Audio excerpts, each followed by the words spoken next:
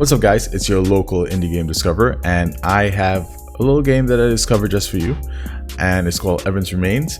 It's a little puzzler platformer mixing with a little visual novel. Let's just check it out, shall we? First of all, if you're new to the channel, what I do is discover indie games, so if you like to find out those tiny little games that you may not see anywhere else, definitely hit that subscribe button.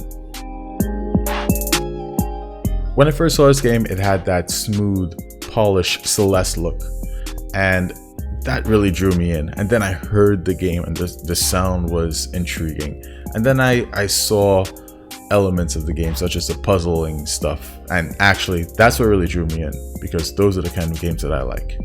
So let's just talk about the puzzle platforming part of this. You basically jump on these platforms, and the typical sense is once you jump on one, it disappears.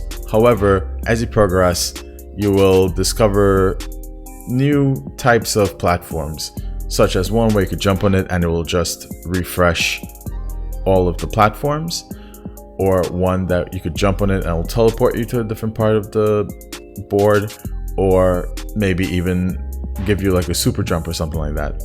And it's very interesting, especially with its teleportation. The more velocity you fall with, you will bounce right back up at the same height.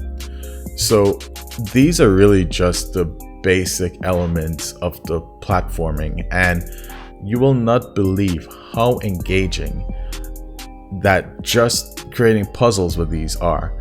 Now, the only thing is, there seems to only be one way to solve each puzzle, so when you solve it, it's like you're looking directly into the eyes of the creator of that puzzle. Needless to say, some of them had me very intrigued. I don't consider myself a dumb person, and some of them had me like scratching my head. Of course, I figured them all out within a reasonable amount of time. It wasn't anything crazy. Alright, so let's talk about the story mode a little bit. Now, when I play these kind of games, I could care less about the story, to be completely honest with you. However, this game incorporates the story as a major part of its entire thing, and it's not bad. I cannot believe that this game was created by one person.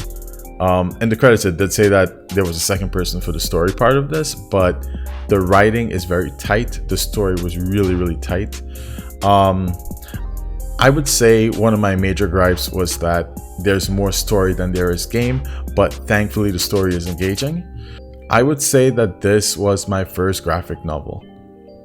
I'm sorry, visual novel. This was my first visual novel.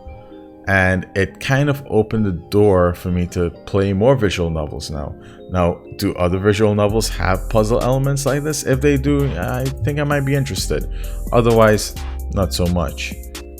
It took me about 3 hours to beat the game, and all I can say is that the game was just way too short. It was really good, but way too short. And at the end, I felt played a little bit. I felt like you could have taken that story, and instead of just telling the reader telling the game player so-and-so, why don't you just have them discover the meaning of everything you're gonna say?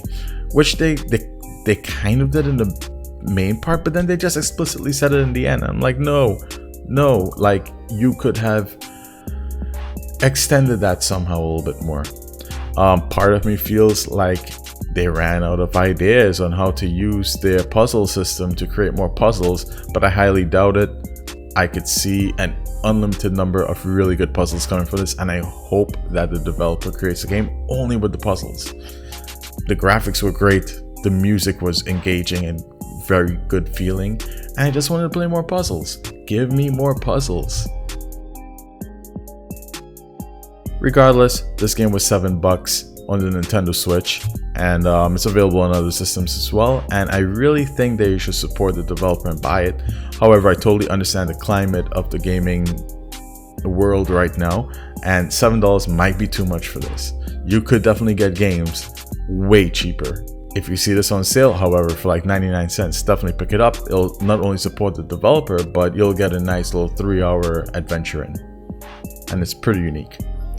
Anyway, well, that about wraps it up. I hope that this review helped you, and if so, definitely please leave a thumbs up. It really helps with the video. Don't forget to subscribe if you want to discover more games.